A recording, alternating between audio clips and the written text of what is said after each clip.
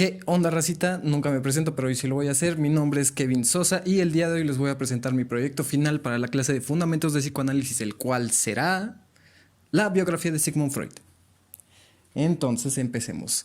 Nacido en República Checa el 6 de mayo de 1856, el pequeño Freud, siendo el mayor de 6 hijos del segundo matrimonio de su padre, por cierto, y su familia se vieron en la necesidad de mudarse constantemente hasta encontrar una residencia en Viena. Fue educado en casa hasta los 9 años, cuando aprobó el examen de ingreso a la educación secundaria, y fue un estudiante destacado durante sus años escolares y terminó con distinción honorífica a los 17 años. Tenía una notable aptitud para aprender idiomas, ya que además del dominio de su lengua natal podía hablar inglés, francés, español para leer su lectura favorita, hebreo, griego e incluso un poco de italiano.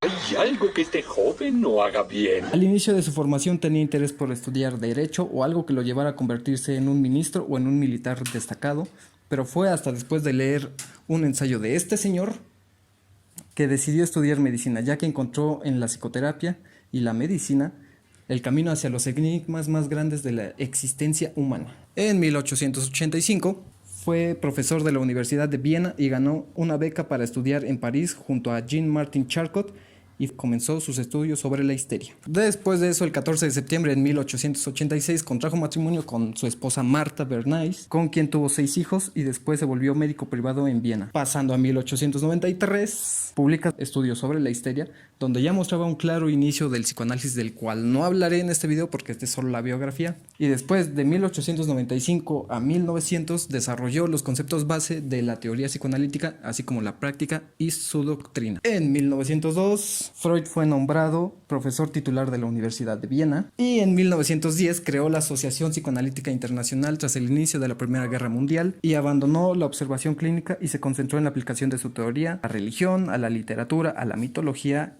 al arte e incluso a la misma guerra. Después, en 1923, fue diagnosticado con cáncer de mandíbula, y dando un salto muy drástico, en 1933 se negó a dejar Austria, ya que él consideraba que, a pesar del auge del nazismo, las fuerzas de Hitler nunca llegarían al poder.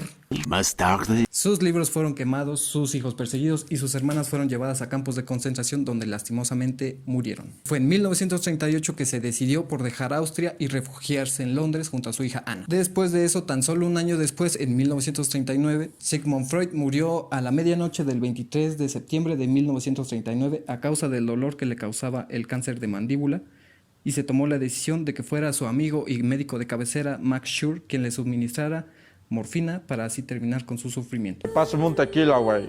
¡Pásamelo! ¡Pásamelo el tequila! Bueno, esta fue la biografía en extremo resumida de Sigmund Freud, pero los dejaré con algunos datos interesantes de su vida. Fue nominado más de 12 veces al Premio Nobel de Medicina y una vez al de Literatura, los cuales nunca pudo ganar. Y esto ocurrió entre 1915 y 1938. Su esposa Marta murió en 1951 y sus cenizas fueron depositadas en la misma urna griega donde descansaban las cenizas de Freud. Mismas cenizas que en 2014 se intentaron robar del cementerio en donde reposaban, pero este fue un intento fallido y las cenizas siguen intactas.